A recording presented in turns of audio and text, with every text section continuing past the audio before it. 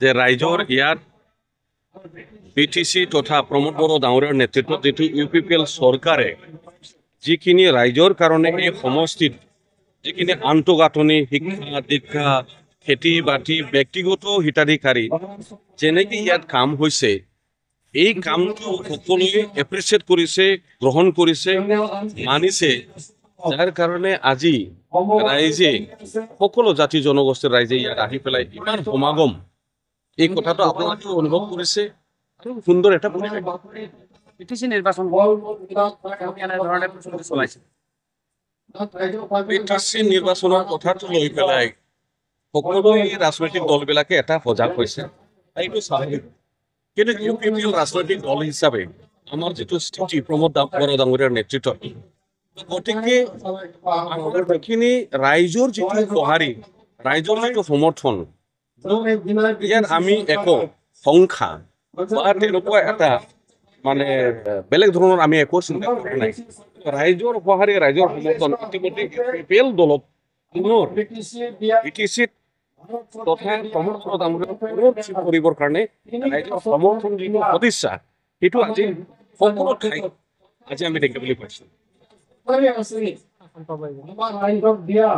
এইবিলাক আলোচনা আছে প্ৰত্যেকটা সমষ্টিত ইউপিপিএল দলৰ ফালৰ পৰা যিটো প্ৰাৰ্থী থাকিব আৰু যিটো সময় আহি আছে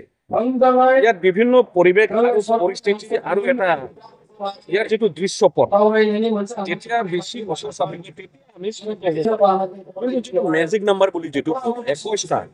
40টাত 21টা পোৱা মানে এটা এবছলিউট মেজৰিটি লৈ পেলাই চৰকাৰটো হ'ব এই মেজিক নাম্বাৰটো ইউপিপিএল দলয় আজিৰ যিটো পৰিৱেশ পৰিস্থিতি আমি ৰাইজৰ যিটো সঁহাৰি দেখিছোঁ সুন্দৰভাৱে এই মেজিক নাম্বাৰটো আমি বহু বছৰ ধৰি গৌৰৱ গগৈ এটা কথা কৈ আহিছে বড়ো ৰাজনীতি হাতত থাকিব লাগে নে বিজেপিয়ে চলাই আছে চাপ খাটি বিজেপিৰ হাতত নেকি তেখেতে দৃষ্টিভংগী কথা কৈছে তেওঁ নিজৰ ব্যক্তিগত কথা এতিয়া কংগ্ৰেছ হিচাপে বিটিসি অঞ্চলত আপোনালোকেতো বিটিসিৰ বাসিন্দা কংগ্ৰেছত ইয়াত এজনো এমচিএলএ নাই আৰু কংগ্ৰেছৰ যিটো জনসমৰ্থন বিটিসি অঞ্চলত একো তেওঁলোকৰ একো কোনো ঠাইত নাই গতিকে কংগ্ৰেছে নিজৰ স্থিতি নিজৰ ভেটি নিজৰ পৰিৱেশ নিজৰ অৱস্থাটো বেছি চিন্তা কৰাটো ভাল আন দলৰ কথাটো কৈ পেলাই ইয়াত সময় নষ্ট কৰি লাভ নাই ঠিক আছে আপোনালোকে সকলোৱে আগ্ৰামা মহিলাক এৰি কি হ'ব তেওঁ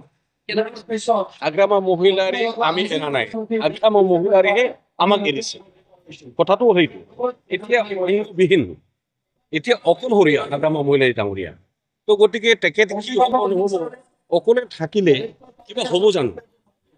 এই সমজুৱা কথা ৰাজহুৱা কথা ৰাজ্য চলোৱা এইটো অকল সমজুৱা বিষয় অকলেতো কোনেতো একো কৰিব নোৱাৰে আজি সংগবিহীন